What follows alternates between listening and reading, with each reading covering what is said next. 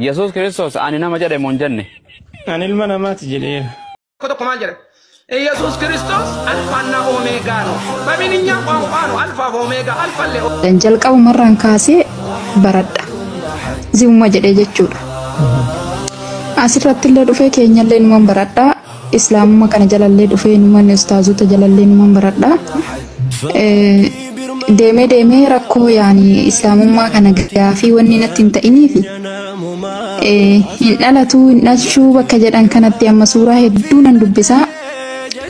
Yeroon islaamummaan kun gaafii natti ta'a jedhe ofumaaf deebii naaf kenna.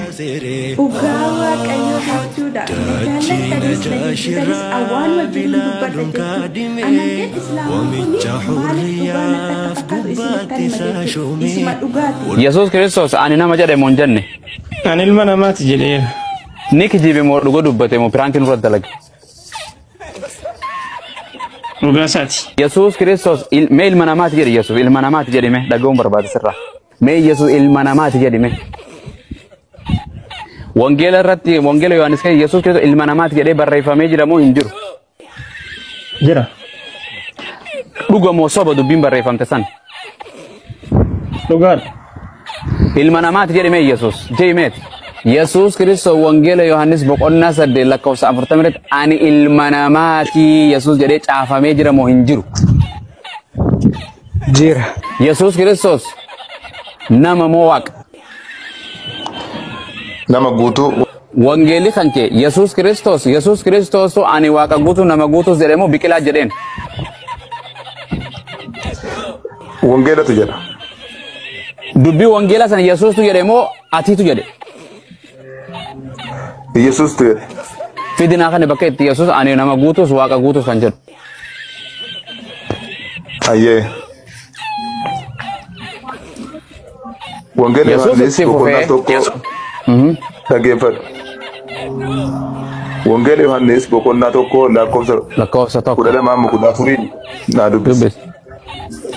Dubbisi boo eenyu Abu Xalaa arra bakkuma ani nama guutuu waaqa guutuu jedhu geessaan achuma na dhaaba buna kanas gannaqeetumaan gooftaa duuka ko Yesuus gooftaa jedhe yoo hin jiraanne ati immoo gara islaamummaa shahaadaa qobol qabuun dirqama keeti boqonna wangeela irra siifiinii kan jedhin qaal baqaal barbaadu jira Abu Xalaa dubbisi hin jirtu wangeela Yohaannis annama guutuu waaqa guutuu jedhu qaal baqaal argachuu dandeessa. Allahu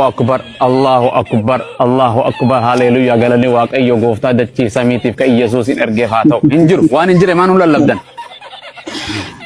Abu Maaz. Maaf na kijibda duuba dila kana miira keessa na galchita. Abu Maaz. Abeet. Akkam oltan nagaa keessanii? Fayyaadha alhamdulillah nagumaa meeti. Nagaa galata waaqayyo akkam jirtu? Jechuun ani yeroo baay'ee isin hordofaa ijoolleen teenya ragaa isaan dhiyeeffatan hin argine garuu mataan kun xiqqoo na dhukkubaa jira ani dhugaan jirtullee eessa akka ta'e hin barre waaqayyoon waaqa qabaa asin kan beetakiristaanatti nu barsiisa waan biraa ka isinirraa dhuguma matsaafa keenya dubbisaati moo matuma keessan irraa jettan jechuun waa'ee amantaa kanallee sirriitti hin beeku. Gaafii gaafannaan TikTokii kiyyellee na jalaa cufsiisanii haarawwan baniin dhufe amma. Matsaafumarraa dubbistani moo ani giraana gabba'ee dhugaa rabbii?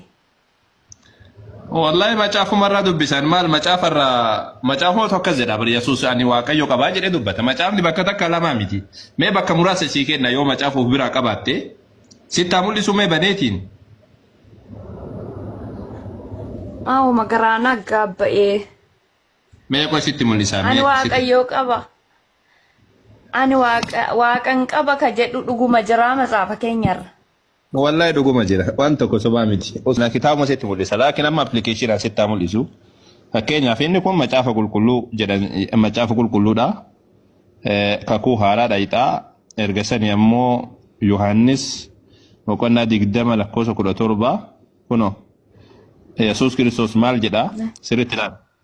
Yesuus ammoo jedha dura yemmus Yesuus Maryamii isheedhaan jedhe isheen ammoo gara isaatti garagaltee afaan Ibraayistiitiin rabbuuni jettee ittiin jetteedha. Kana jechuun barsiisaa jechuudha jedhee Yesuus immoo ana hin qabin ani ammayyuu gara abbaa ol hin baane gara obboloota koo dhaqi jechuun barattoota isaa baana.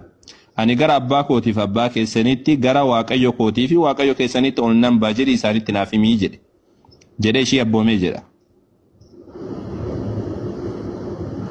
Argitee? Macaafa akkuma kanan akkuma amma jiru kanatti akkuma si dubbisa kana macaafa keessa jira.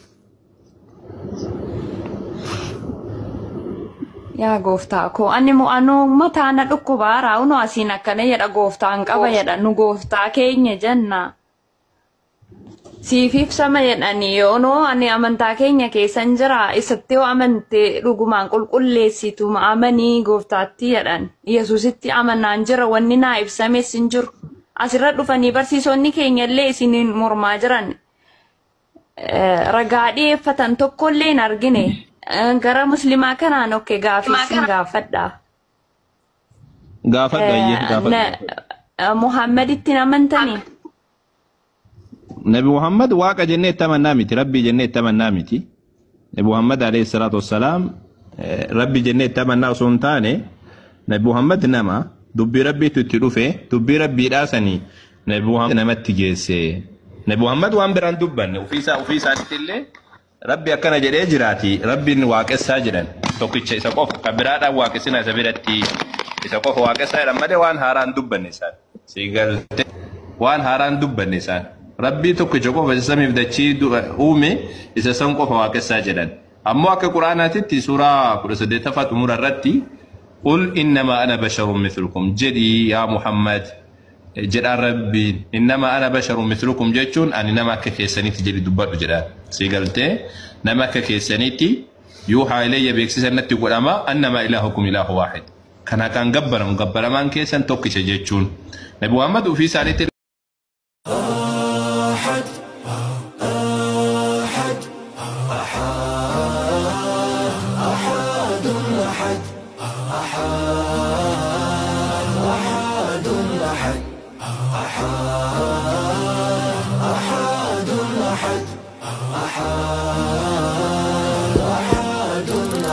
فكي برماد ما فيا إسلامتي فكي نام ما أصطاح الرماتي قانا من في لدي جليل جليف إيري سيرا إسلامتي رحمن ساسيري أحد تاجي نجاش الراب بلال كادمي ومتش حرية في قبات ساشومي ولا جاهلية بلان ديني ديبو فايتك حقا ظلمي في ظلي ديبو يرقادو قارسانا قلما للا بها كانوا إسلاما حد ومتجير بوجي رحمتا قرابنا نرقان دين إسلاما حد مرحبا